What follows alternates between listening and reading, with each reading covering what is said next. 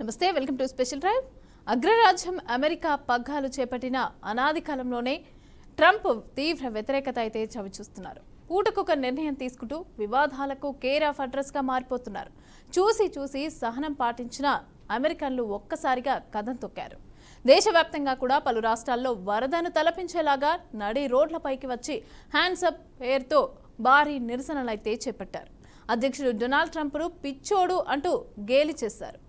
ట్రంప్తో పాటు డోజ్ అధిపతి ప్రపంచ కుబేరుడు ఎలన్ మస్క్కు తీవ్ర వ్యతిరేకంగా నినాదాలతో హోరెత్తించారు. ప్రస్తుతం అమెరికా అధినేత ప్రతీకార సుంకాలకు దిగడంతో దేశవ్యాప్తంగా కూడా అన్ని వస్తువుల ధరలు పెరిగిపోతున్నాయి. మరోవైపు వలస విధానాలు, ప్రభుత్వ ఉద్యోగుల కుదింపు, ఆర్థిక వ్యవస్థ అస్తవ్యస్తం కావటం ఇలా అనేక పరిణామాలను నిరసిస్తూ లక్షలాది మంది రోడ్డెక్కారు. వాస్తవానికి ట్రంప్ ఈ ఏడాది జనవరిలో అధికార పగ్గాలు చేపట్టారు. అయితే అత్యంత స్వల్ప కాలంలోనే ఆయనకి వ్యతిరేకంగా అమెరికా పౌరులైతే ఆందోళనకు దిగడంతో ప్రపంచవ్యాప్తంగా కూడా ఇది చర్చనీయాంశమైంది.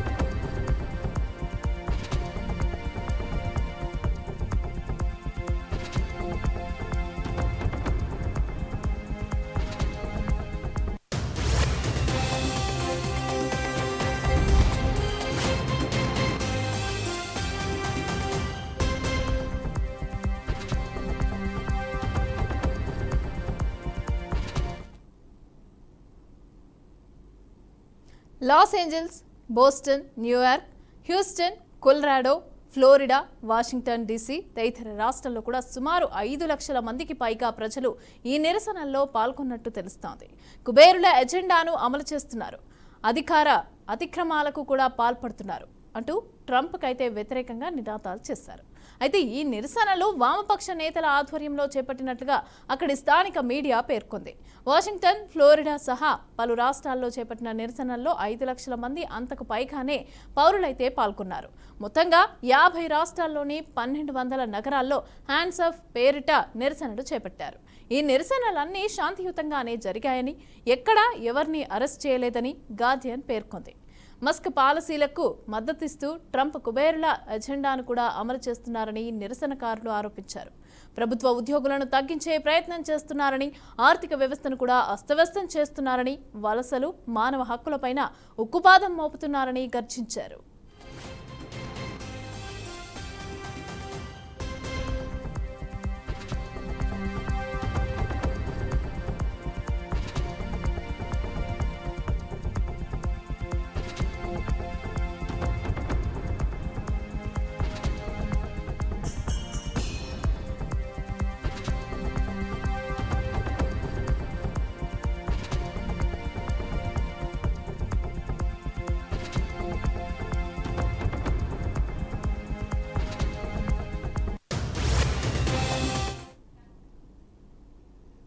అయితే ఈ ఆందోళనల్లో అమెరికాలోని వలసదారులు ఎవరెవరు పాల్గొనలేదు. ఇక నిరసన ప్రదర్శనల్లో అమెరికా ప్రభుత్వ వ్యతిరేక కార్యక్రమాల్లో వలసదారులు ఎవరైనా పాల్గొంటే వారిని బహిష్కరిస్తామని ట్రంప్ గతంలో హెచ్చరించడమే ఇందుకు కారణం. రాజ్యాధిపత్యం పైన పోరాటం అని రాసి ఉన్న ప్లకార్డులు సీటెల్ సహా పలు రాష్ట్రాల్లో కనిపించాయి. అంతేకాదు కొన్ని చోట్ల ఉక్రెయిన్కు మద్దతుగా ఆ దేశ జాతీయ పతాకాన్ని పట్టుకుని నిరసనకారులు ఆందోళనలో పాల్గొన్నారు. Hands of Canada, hands of Greenland, hands of Ukraine నినాదాలతో నిరసనకారులు హోరెత్తించారు. ట్రంప్కు కీలక సందేశం పంపించేందుకే హ్యాండ్స్ ఆఫ్ ఉద్యమం చేపట్టాం అని అమెరికా రాజకీయ నేత లీ గ్రీన్బర్గ్ చెప్పారు. ట్రంప్పై నిరసనకారులు తీవ్ర వ్యాఖ్యలతో విరుచుకుపడ్డారు.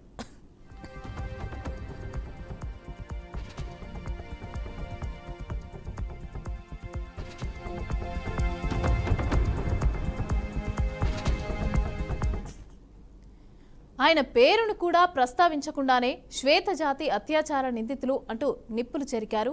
ఇక అనేక పరిణామాలను కూడా నిరసిస్తూ లక్షలాది మంది కూడా రోడ్డెక్కిన వైనమైతే కనిపిస్తోంది.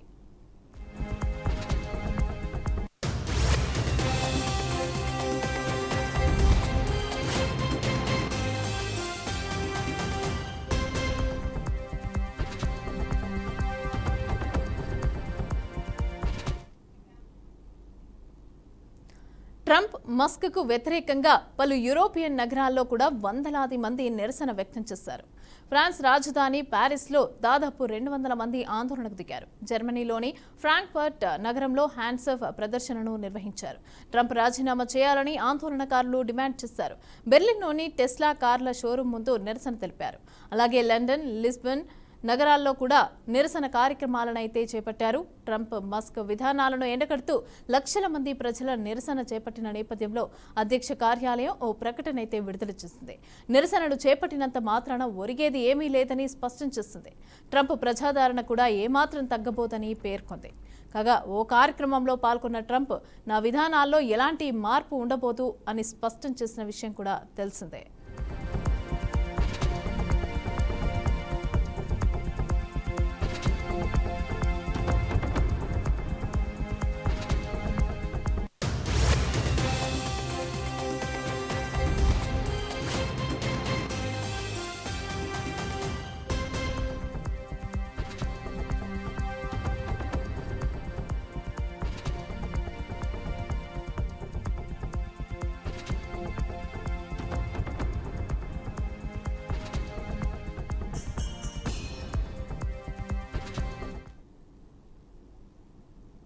రెడ్డిగా అగ్రరాజ్యమైనటువంటి అమెరికా పగ్గాలు చేపట్టిన అన్నతి కాలంలోనే ట్రంప్కి అయితే తీవ్ర వ్యతిరేకత ఎదురుచూస్తున్నారు. అయితే పూటకొక నిర్ణయం తీసుకుంటూ వివాదాలకైతే కేర్ ఆఫ్ అడ్రస్గా మారిపోతున్నారు.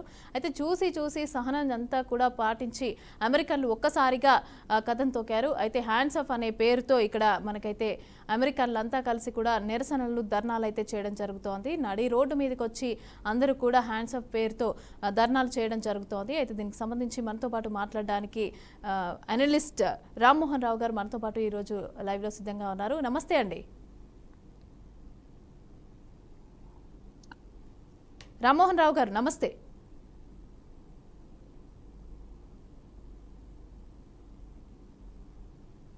రామ్మోహన్ రావు గారు, మీరు మ్యూట్లో ఉన్నట్టున్నారు, ఒకసారి చూడండి. రామ్మోహన్ రావు గారు. అమ్మా వినరావడం లేదమ్మా, మీ మాటలు డిస్టర్బెన్స్ వస్తుంది. ఓకే, ఇప్పుడు వినిపిస్తోందా అండి? హలో, ఒకసారి మళ్ళీ చూసుకోండి. టెక్నికల్ గా ఇబ్బంది ఉన్నట్టుంది మీ దగ్గర. నా మాట వినిపిస్తుందమ్మా మీకు? వినిపిస్తోందండి, వినిపిస్తోంది, మాట్లాడండి. ఇక్కడ చూసుకుంటే అమెరికన్లు ఆందోళనకు దిగడం వల్ల ఈ ప్రపంచ వ్యాప్తంగా కూడా పరిస్థితి అంతా కూడా గందరగోళంగా మారింది. ఇక్కడ ట్రంప్ కూడా అలాగే వైట్ హౌస్ నుంచి కూడా దీని వల్ల ఎలాంటి వేరే డబుల్ రీసౌండ్ వస్తుంది, మీ మాటలు వినరావడం లేదమ్మా. ఓకే ఓకే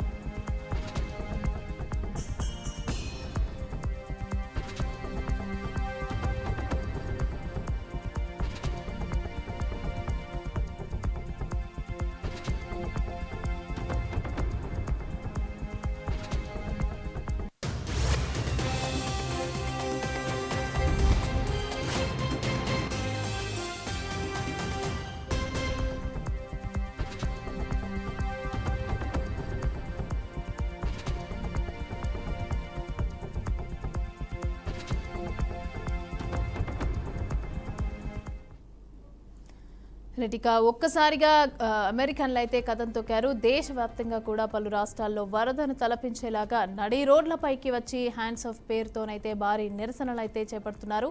ఇక అధ్యక్షుడు డొనాల్డ్ ట్రంప్ను పిచ్చోడు అంటూ కూడా ఎగతాళి చేస్తూ కూడా గేలి చేస్తున్నారు. అలాగే ట్రంప్తో పాటు డోజ్ అధిపతి, అదేవిధంగా ప్రపంచ కుబేరుడు ఎలన్ మస్క్కి కూడా వ్యతిరేకంగా నినాదాలతోనైతే హోరెత్తిస్తున్నారు.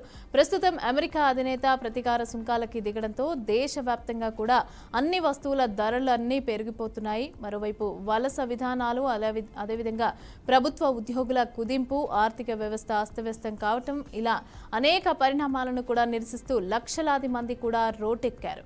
వాస్తవానికి ట్రంప్ ఈ ఏడాది జనవరిలోనే అధికార పగ్గాలైతే చేపట్టారు. అయితే అత్యంత స్వల్ప కాలంలోనే ఆయనకు ఈ విధంగా వ్యతిరేకంగా అమెరికా పౌరులైతే ఆందోళనకు దిగడంతో ప్రపంచవ్యాప్తంగా కూడా ఇది చర్చనీయాంశం అవుతోంది. రెడ్డిగా ఇదే అంశానికి సంబంధించి మనతో పాటు మాట్లాడడానికి అనలిస్ట్ రామ్మోహన్ రావు గారు మనతో పాటు లైవ్లో సిద్ధంగా ఉన్నారు. నమస్తే అండి. మమత గారు నమస్తే అమ్మ. నమస్తే నమస్తే. ఈ ట్రంప్ చర్యలు దేశవ్యాప్తంగా కూడా పలు రాష్ట్రాల్లో రోడ్లపైకి వచ్చి నిరసనలు చేస్తున్న పరిస్థితి అయితే కనిపిస్తోంది అమెరికాలో, అదేవిధంగా బయట వేరే యూకే లాంటి దేశాల్లో కూడా. సో ఏ విధంగా చూడొచ్చు అంటే వైట్ హౌస్ నుంచి కూడా ఒక స్పష్టమైన ఒకటైతే రిలీజ్ చేశారు, అంటే దీనివల్ల ఎలాంటి నష్టం జరగదు, నా మార్పులకైతే ఏ విధమైనటువంటి ఏమీ ఉండవు అనేసి అని చెప్పి అయితే ట్రంప్ నుంచి అలాగే వైట్ హౌస్ నుంచి స్పష్టం చేయడం జరిగింది. అయితే ఏ విధంగా చూడొచ్చు అంటారు, ఇది ఎటువైపు వెళ్ళే అవకాశం ఉందంటారు? మమత గారు, మీకు బీఆర్కే న్యూస్ ప్రేక్షకులకు నమస్కారం. వినిస్తుంది కదమ్మా?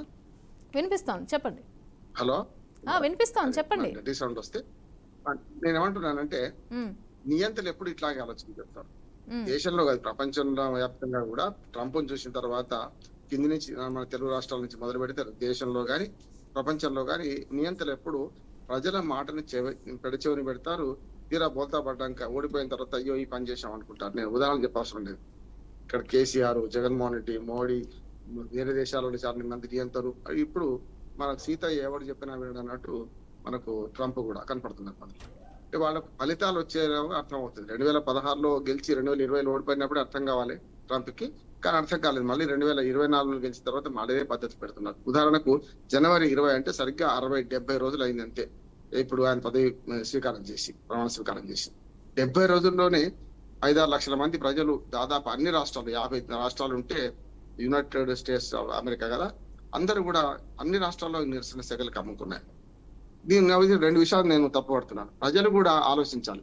అంటే నియంత అయినా సరే గెలిపించుకోవాలనే ఒక ఆలోచన, గెలిపించి తెల్లారి నుంచి మళ్ళీ దీన్ని దిగిపోమనే ఆందోళన 2 చూస్తున్నాం. అంతలో అదే చూస్తున్నాం. కానీ నియంత్రణలు గెలిపించేటప్పుడు వ్యక్తి పూజ బాగా ప్రాధాన్యత వహిస్తుంది, జరుగుతుంది అదే. జో బైడెన్ ఏమో కొంతవరకు డెమోక్రటిక్ అంటే, ఈయన పూర్తిగా నియంతగా మారిన వాడిని కూడా 2వ సారి గెలిపించుకున్నారు. 2వ సారి తలకెత్తుకున్నారు. 16 నుంచి 4 సంవత్సరాలు 20 దాకా 4 సంవత్సరాలు అనుభవించిన ఆయన మళ్ళీ అనుకున్నారంటే అమెరికా ప్రజల యొక్క విజ్ఞత ఇంతది మనకు అర్థం అవుతుంది. అంటే అందరూ అట్లా అనలేం, కానీ మెజార్టీ ప్రజలు గెలిపించుకున్నారు కదా. ఇప్పుడు అమెరికన్ కాంగ్రెస్ లో వాళ్ళదే పై చేయి, మనకు మిగతా చట్టసభల్లో వాళ్ళదే పై చేయి చూస్తున్నాం కదా. కింది నుంచి పై దాకా అంత అధికారం వచ్చేసి తలకెక్కింది కూడా. ఇప్పుడు అందుకని మోడీ మన దేశంలో కనుక 2వ సారి అధికారం తర్వాత తలకెక్కితే ప్రజలు దించారు, 240 పరిమితం చేశారు. దీనికి ఎందుకు పరుస్తున్నానంటే మోడీ మీద నాకు ద్వేషం లేదు, కానీ ఈ నియంత్రణ అందరూ ఒకే విధంగా ఆలోచన చేస్తారంటే అందుకు మంచి ఉదాహరణ ట్రంప్ది. ట్రంప్ ఇవాళ ప్రపంచవ్యాప్తంగా ఎడాపెడా వాయిస్తున్నాడు. ఏది సుంకాల విషయంలో సుంకాల మూత మోగిస్తున్నాడు. కానీ అర్థం కావాల్సింది ఏంటంటే ఆయనకు ఒక మాట అర్థం కావాల్సింది ఏంటంటే ఆయనకు ఎవరైనా సరే తమ దేశంలోకి ఏవైతే దిగుమతులు వస్తున్నాయో వాటి మీద సుంకం వేస్తే ఎవరు బాధపడతారు? తమ దేశ ప్రజలే కదా. అందుకనే ఇవాళ సుంకాల భారం ఎవరు మోయాల్సి వస్తుందంటే తాగే వాడే కడతాడు తాళ్ల పన్ను అని ఒక సామెత ఉన్నది. ఇప్పుడు రేపు వస్తువులను వినియోగించేవాడు కదా కట్టేది. కారు రేటు పెరిగినా, ఉప్పు పప్పు రేటు పెరిగినా కూడా అమెరికన్ ప్రజలు భరించాలి కదా. అందుకని హ్యాండ్స్ అప్ మన మోడీ అని చెప్పి ఇవాళ పెద్ద ఎత్తున ఉద్యమం తేవడానికి తానే కారణం. దానికి సలహాదారు కూడా అట్లాగే ఉంటారు. ఎప్పుడు చూడండి మీరు, నియంతగా వ్యవహరించే సలహాదారులే ఉంటారు, వాళ్ళు కూడా అందులో భాగం అవుతారు. కానీ ఎలాన్ మస్క్ కూడా ఇవాళ సెగ అంటుకున్నది. జర్మనీ లాంటి మనకు బెర్లిన్ లో కూడా నిరసన సెగలు కమ్ముకున్నాయి. ఒక రకంగా చెప్పాలంటే ఎలాన్ మస్క్ కార్ల కంపెనీ ముందు కూడా ఈ నిరసనలు చూస్తున్నాం మనం. అంటే ఎడాపెడా అంటే తన మిత్రులు శత్రువులు ఉంటారు దేశంలో, కానీ ప్రపంచంలో అట్లా లేదు. ఇప్పుడు అందరి మీదే వేస్తున్నాడు. అందుకని బ్రిటన్ ఒక మాట అన్నట్టు నేను దాన్ని సమర్థిస్తున్నాను. 1991 పెరిస్ట్రోయికా ఏది మనకు రష్యాలో జరిగింది గోర్బచేవ్ కాలంలో, ఆ తర్వాత ప్రపంచీకరణ ఎట్లా జరిగిందో ఆ ప్రపంచీకరణ మళ్ళీ వెనక్కిపోతుంది అనిపిస్తుంది. ఇవాళ భౌతిక యుద్ధాలు కూడా జరుగుతున్నాయి, ఆర్థిక యుద్ధాలు జరుగుతున్నాయి. ఈ ఆర్థిక యుద్ధంలో గెలిచేది ఎవరు? అందరూ ఓడిపోతారు. విన్ సొల్యూషన్ ఉండదు ఇందులో. 0 సమ్ గేమ్ ఆడుతున్నారు అందరూ అని నా ఉద్దేశం. చెప్పండి. ఓకే, అదేవిధంగా అంటే వలస విధానాలు, ఈ ఉద్యోగులకి సంబంధించి కుదింపులు, ఆర్థిక వ్యవస్థలకు సంబంధించి ఈ విధంగా అంటే ఇవన్నిటికీ సంబంధించి కూడా అంటే ఇటు యూరప్లో చూసుకున్నా కూడా నిరసనలు వ్యక్తమవుతున్నాయి. అదేవిధంగా అక్కడ చూసుకుంటే యుఎస్లో కూడా నిరసనలు వ్యక్తమవుతున్నాయి. మరి ట్రంప్ ఏమో దీనికి సంబంధించి ఎలాంటి మార్పు ఉండదని చెప్తున్నారు. ఇక్కడ చూస్తే ఏమైనా ఎఫెక్ట్ పడే అవకాశం ఉందంటారా ఇవన్నిటి వల్ల? అంటే అంతర్జాతీయంగా మనకు 2 రకాలు ఉంటాయి. ఒకటేమో మన ఇంటికి వస్తే మనకేం చేస్తాం, మీ ఇంటికి వస్తే ఏమి ఇస్తాం అనే భావన ఉంటది ఎవరికైనా. ఆ ట్రంప్ అందులో ప్రముఖ పాత్ర వహిస్తాడు. కానీ నా ఉద్దేశం ఏంటంటే ట్రంప్ విధానాలు మొత్తం తప్పు పట్టాల్సిన అవసరం లేదు. ఉదాహరణకు అమెరికన్ ఫస్ట్ నిజంగా జాతీయ ఐక్యతను రెచ్చగొట్టింది కదా 2016లో కానీ 2024లో కానీ. కనుక మనం ఫస్ట్ ఉండాలని ఎవరైనా కోరుకుంటారు. ఏ దేశ ప్రయోజనాలు ఆ దేశానికి ముఖ్యం కాదనట్లేదు. కానీ మన దేశ ప్రయోజనాలు ఇంకో దేశ ప్రయోజనాలు భంగం కలిగిస్తే అంటే జీరో సమ్ గేమ్ అవుతుంది. మనము బతకాలి, మనము బాగుండాలి, అందరూ బాగుండాలి. అందులో మనం ఉండాలి అంటే ఏం కాదు. ఇక్కడ జరుగుతుంది అది కాదు. ఎదుటోడు చెడిపోయినా సరే నేను బాగుండాలి అనుకుంటున్నారు. అదొక పెద్ద లోపం. రెండోది ట్రంప్ విధానాలు అన్ని వ్యతిరేకించాల్సిన అవసరం లేదు. ఉదాహరణకు ఇల్లీగల్ ఇమిగ్రెంట్స్ విషయంలో నేను ట్రంప్ ను పూర్తిగా సమర్థిస్తున్నాను కూడా. అంటే తమ దేశంలో ఇల్లీగల్ ఇమిగ్రెంట్స్ గా వచ్చి రకరకాలుగా మన గన్ కల్చర్ పెంచుతున్న వాళ్ళని ఖచ్చితంగా బయటకు పంపించాల్సిందే. మన దగ్గర రోహింగ్యాలను కానీ ఇతరత్ర వాళ్ళని బయటకు పంపించారు. మనం కూడా అంటగా మన ప్రయోజనాలు మనకైతే ముఖ్యమో అమెరికా ప్రయోజనాలు అంత వాళ్ళకు కూడా అంతే ముఖ్యం కదా. కనుక ఎప్పుడైతే విద్యార్థి వీసా మీద వచ్చిండ్రో అట్లాంటి వాళ్ళు చదువు వీసా టూరిస్ట్ వీసా మీద వచ్చిండ్రో వాళ్ళు ఉద్యోగాలు చేయొద్దు అంటున్నారు. అది కూడా వాళ్ళని సమర్థించవద్దు. ఎందుకంటే కానీ ఇప్పుడు ఆ సుంకాల పెంపు పేరు మీద తమ దేశ పౌరులకే నష్టం జరుగుతుంది. మీరు ఉదాహరణ చెప్పాలంటే అక్కడ ఎవరైతే సెటిల్ అయ్యారో వాళ్ళందరూ వ్యతిరేకిస్తలేరు. దానికి కారణం ఏంటంటే మీరు ఎవరైతే బతకవచ్చిండ్రో మీరు కనుక ఏమైనా నిరసన వ్యక్తం చేస్తే మీ దేశం నుంచి బయటకు పంపిస్తానని హెచ్చరిక చేసిండ్రు. అందుకని చూడండి కమ్యూనిస్ట్ పార్టీలు కానీ ఇతరత్ర మొదటి నుంచి అమెరికాలో ఉంటున్న వాళ్ళు మాత్రమే ఇప్పుడు బయటకు వచ్చారు. నిజంగా బయట దేశాల నుంచి బతకవచ్చిన వాళ్ళు కనుక బయటకు వస్తే 5 లక్షలు కాదు 14 లక్షలు అయితే ఇంకో 10 లక్షల మంది బయటపడతారు.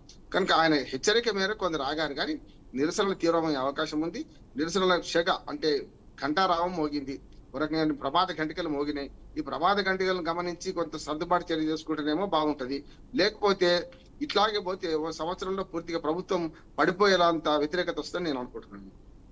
ఓకే, ఈ నిరసనలు ఏమైనా విజయవంతం అయ్యే అవకాశం ఉందంటారా? ఎందుకంటే మస్క్ చూసినా ఇటు ట్రంప్ చూసినా కూడా మేమైతే ఏం చేయలేము, దీనిలో మార్పు ఉండదు అని చెప్తున్నారు. అంటే దీనివల్ల ఆర్థిక వ్యవస్థకు సంబంధించి కానీ ఇటు చూసుకుంటే ఏ విధంగా అయినా నష్టం వాటిల్లే అవకాశం ఉందంటారా?